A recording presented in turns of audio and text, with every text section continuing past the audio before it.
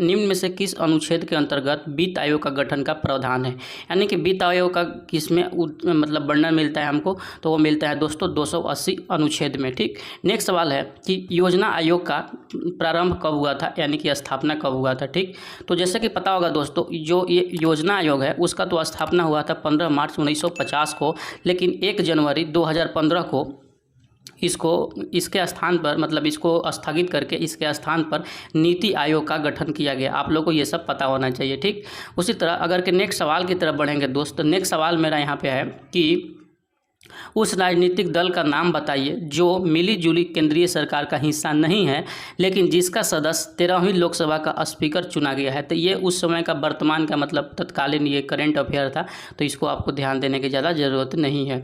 उसके बाद नेक्स्ट सवाल की तरफ बढ़ेंगे दोस्तों, तो नेक्स्ट सवाल है मेरा यहाँ पर, भारत के विभिन्न राजनीतिक दलों को राष्ट्रीय या क्षेत्रीय दल का मान्यता देने का अधिकार किसको है दोस्तों। तो वो जैसे कि सबको पता होगा वो है मेरा चुनाव आयोग का। ये सारा का सारा सवाल दोस्तों बीपीएससी में बहुत बार पूछा गया सवाल है, इसलिए मैं आपको ये करा रहा हूँ। ठीक, उसके बाद नेक्स्ट सवाल की तरफ चलेंगे, तो नेक्स्ट सवाल जैसे कि आपको दिखाई दे रहा होगा यहाँ पे दिया गया है कि भारत के राजनीतिक दलों के संबंध में निम्नलिखित कथनों पर विचार कीजिए।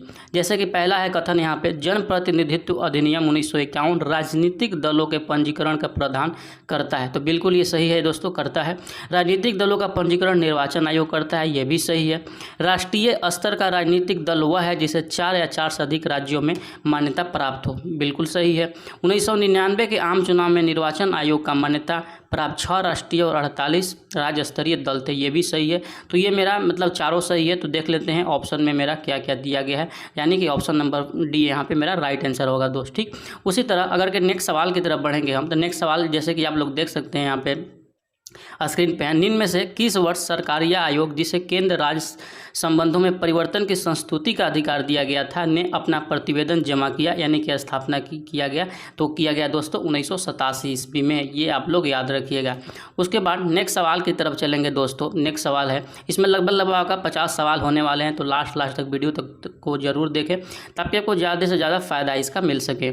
167 नंबर क्वेश्चन देखेंगे दोस्तों कि यहाँ पे है कि पंचायत के चुनाव कराने हेतु निर्णय किसके द्वारा लिया जाता है। तो आपको पता होगा ये जो लिया जाता है राज्य सरकार के द्वारा लिया जाता है, जिसका मतलब वर्णन हमको मिलता है आर्टिकल 40 में, आप लोग याद रखिएगा। ठीक, उसी प्रकार नेक्स्ट सवाल है यहाँ पे, पंचायती राज विषय है। पंचायती राज किसका विषय है दोस्तों, तो वो विषय है मेरा राज्य सूची का। आप लोग बताइएगा कि राज्य सूची में कितने विषय वर्णित है। क्लास नंबर 1 में मैं आप लोगों को बता चुका था, देखना चाहता हूँ आप लोगों को याद है भी या नहीं।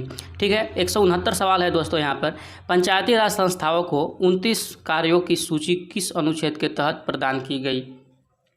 तो जो प्रदान की गई थी दोस्तों, जैसे कि आपको पता होगा अनुच्छेद 243 के जी के तहत प्रदान किया गया था। ठीक, उसी तरह अगर नेक्स्ट सवाल की तरफ बढ़ते हैं दोस्त, तो नेक्स्ट सवाल मेरा यहाँ पे है कि निम्नलिखित में से क्या संविधान की 11वीं सूची में शामिल नहीं है। ऑप्शन देख सकते हैं, तो जो शामिल नहीं है दोस्तों वो है मेरा यहाँ पे ग्रामीण खेल, याद रखिएगा।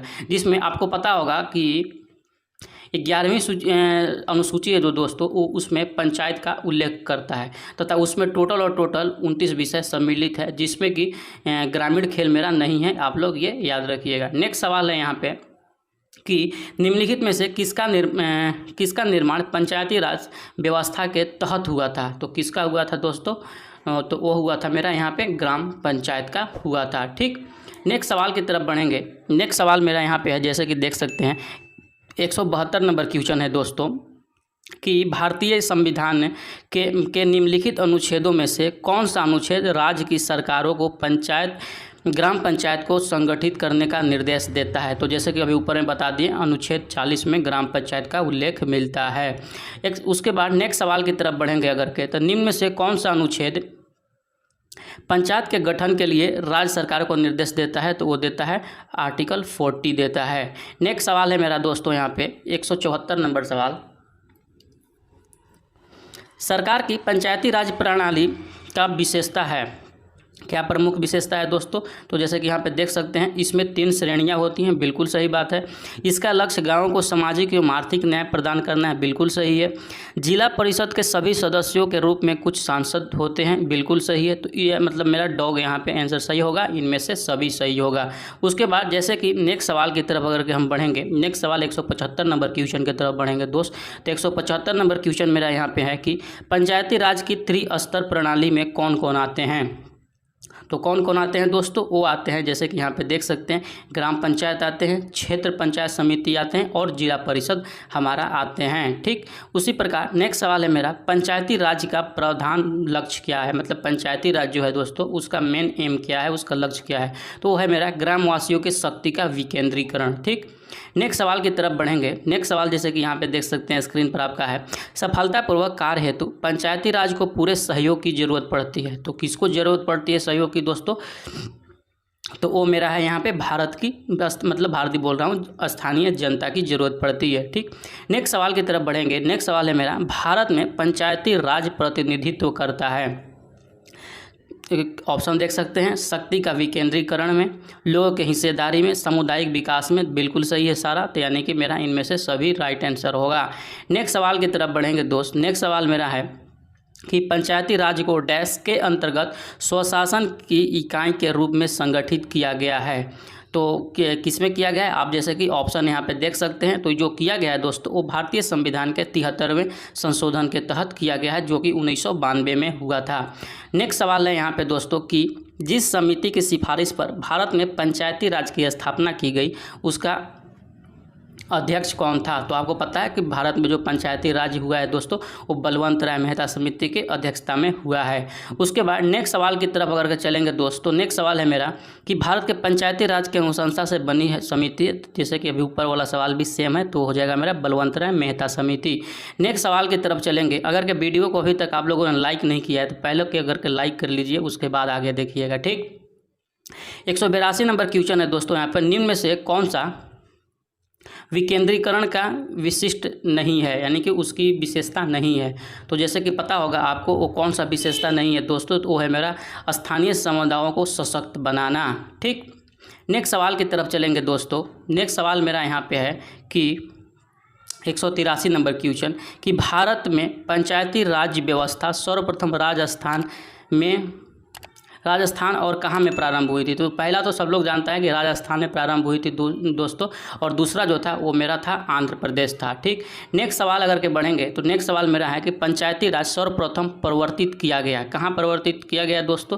तो वो परिवर्तित किया राजस्थान में, उसके बाद आंध्र प्रदेश में। ठीक, उसके बाद नेक्स्ट सवाल की तरफ अगर हम चलेंगे, नेक्स्ट सवाल मेरा 185 नंबर क्वेश्चन आता है दोस्त। क्या है मेरा, निम्नलिखित में से किस कमेटी ने न्याय पंचायत बनाने की सिफारिश की? तो किसने की थी दोस्तों? तो वो की थी अशोक मेहता कमेटी ने न्याय पंचायत बनाने की सिफारिश की थी। ठीक, उसके बाद नेक्स्ट सवाल की तरफ चलेंगे। नेक्स्ट सवाल जैसे कि देख सकते हैं बीपीएससी 2017 में पूछा जा चुका है, तो आशा करता हूं कि इसके बाद भी अगर कोई सवाल हो सकता है तो पूछा जाएगा, इसलिए मैं इसको बताने का कोशिश करता हूं। जैसे कि 186 क्वेश्चन है दोस्त मेरे, निम्नलिखित में से कौन सा कार्य स्थानीय स्वशासन के अधिकार क्षेत्र में नहीं आता है? तो कौन सा कार्य नहीं आता है दोस्तों? सार्वजनिक अनुशासन का रखरखाव अधिकार क्षेत्र में नहीं आता है। उसी तरह नेक्स्ट सवाल की तरफ अगर चलेंगे, 187 नंबर क्वेश्चन कि पंचायती राज प्रणाली किस सूची में है? तो ये तो सबको पता होगा, जो पंचायती राज प्रणाली है दोस्तों वो है मेरा राज्य सूची में है। ठीक, 188 नंबर क्वेश्चन की तरफ अगर के हम लोग चलेंगे तो देखते हैं, क्वेश्चन है मेरा यहाँ पे कि किस राज्य में पंचायती राज संस्थाओं में स्त्रियों का 50% आरक्षण वैध किया गया है? बिहार में, उत्तराखंड में, मध्य प्रदेश में या हिमाचल प्रदेश में? तो ये जितना चारों राज्य है दोस्तों, सब में 50% आरक्षण है, तो मेरा ऑप्शन नंबर राइट आंसर हो जाएगा डी। ठीक, नेक्स्ट सवाल की तरफ बढ़ेंगे। नेक्स्ट सवाल मेरा यहाँ पे है कि किन राज्य सरकारों ने 2010 तक स्थानीय निकायों में महिलाओं का आरक्षण लगभग 50% कर दिया? तो ये उस समय का करंट अफेयर हो जाता है, तो इसको आप लोग रहने दीजिए, उसके बाद हम लोग नेक्स्ट सवाल की तरफ चलेंगे।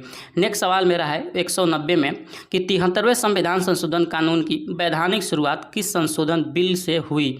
यानी कि जो 73वां संविधान संशोधन दोस्तों हुआ था, उसका जो शुरुआत हुआ था, वैधानिक शुरुआत, वो किस बिल से हुआ था? तो वो हुआ था 64वां संविधान संशोधन बिल से हुआ था।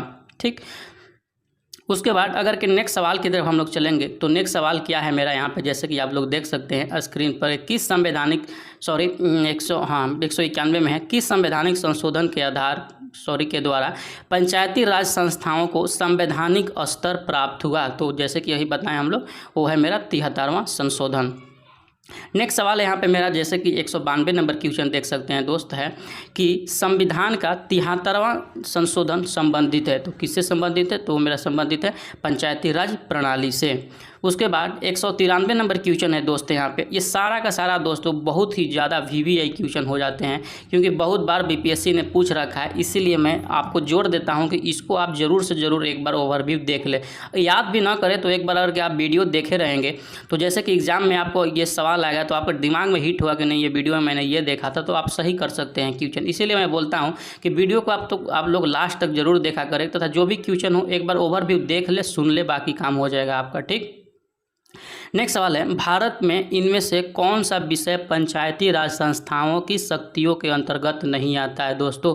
तो जैसे कि ऑप्शन देख सकते हैं, तो ऑप्शन में मेरा यहाँ पे जो न्यायिक पुनरीक्षण है दोस्तों, वो मेरा पंचायती राज्यों के जुरिडिक्शन में नहीं आता, क्योंकि जैसे कि पता होगा आपको जो न्यायिक पुनर्वीक्षण है ये आता है मेरा सर्वोच्च न्यायालय की शक्ति के अंतर्गत में, ठीक। 195 नंबर क्वेश्चन है मेरा कि भारतीय संविधान के संशोधन के लिए विधेयक लाया जा सकता है। तो ये लाया जा सकता है या तो लोकसभा में या तो राज्यसभा में, कहीं भी लाया जा सकता है, लेकिन याद रखें जो धन विधेयक होता है उसको हमेशा से पहले लोकसभा में लाया जाता है, ठीक। नेक्स्ट सवाल है मेरा 195 नंबर दोस्त, यहाँ पे जैसे कि आप लोग देख सकते हैं स्क्रीन पे, कि भारतीय संविधान के प्रथम संशोधन विधेयक लाया गया, कब लाया गया था? तो वो लाया गया था 1951 में। उसी तरह निम्न में से किस संविधान संशोधन अधिनियम को लघु संविधान कहा जाता है? तो ये सब लोग जानता है कि 42वां संविधान संशोधन 1976 में जो हुआ था उसको लघु संविधान कहा जाता है। उसी तरह अगर के 197 नंबर क्वेश्चन में चलेंगे दोस्तों, तो 197 मेरा यहाँ पे देख सकते हैं क्या क्वेश्चन है, पिछड़ी जाति आयोग के प्रथम सभापति कौन थे? तो कौन थे दोस्तों? वो थे काका साहेब कालेलकर। डॉक्टर भीमराव अंबेडकर भूल से नहीं मारिएगा आप लोग, ठीक। 2018 में पूछा गया BPSC का सवाल है ये। उसके बाद नेक्स्ट सवाल मेरा है 198 नंबर क्वेश्चन है स्क्रीन पे, कि राज्य लोक सेवा आयोग का अध्यक्ष किसके द्वारा नियुक्त किया जाता है? तो जो राज्य लोकसभा होता है दोस्तों, यानी BPSC का जो हेड होगा उसको कौन करेगा नियुक्त? वो करेगा राज्य का राज्यपाल, यानी बिहार का राज्यपाल, ठीक। उसी तरह तो ऑप्शन नंबर C मेरा यहाँ पे राइट आंसर होता है। उसके बाद नेक्स्ट सवाल की तरफ अगर के चलते हैं, नेक्स्ट सवाल मेरा है कि भारत में मतदान के लिए प्रयोग की जाने वाली मशीन जो VVPAT का संस्करण है वो कौन सा संस्करण है? तो वो जो संस्करण है दोस्तों M3 संस्करण है। तथा करके VVPAT का हम फुल फॉर्म जानना चाहें कि फुल फॉर्म क्या होता है, तो आप लोग याद रखिएगा, voter verified paper audit trail होता है इसका फुल फॉर्म। हो सकता है पूछ देगा, तो आप लोग इसको भी याद रखिएगा। नेक्स्ट सवाल है मेरा क्वेश्चन नंबर 200 कि भारत के वरीयता क्रम में निम्नलिखित में से कौन पहले आता है? UPSC का अध्यक्ष, मुख्य चुनाव आयुक्त, नियंत्रण एवं महालेखा परीक्षक, उच्च न्यायालय का मुख्य न्यायाधीश, या इनमें से कोई नहीं, या इनमें से सभी। तो जैसे कि पता होगा दोस्तों, ये जो UPSC का अध्यक्ष होता है, मुख्य चुनाव आयुक्त होता है और नियंत्रण एवं महालेखा परीक्षक होता है, ये तीनों अपना एक लेवल में आता है, ठीक। यानी कि तीनों का वरीयता समान है, तो इसीलिए मेरा ऑप्शन नंबर यहाँ पे E राइट आंसर हो जाएगा। उसी तरह नेक्स्ट सवाल की तरफ अगर के बढ़ते हैं दोस्तों, नेक्स्ट सवाल यहाँ पर मेरा है कि भारतीय संविधान का अनुच्छेद 300 किससे संबंधित है? तो संबंधित है मुकदमे तथा कार्यवाही से, ठीक।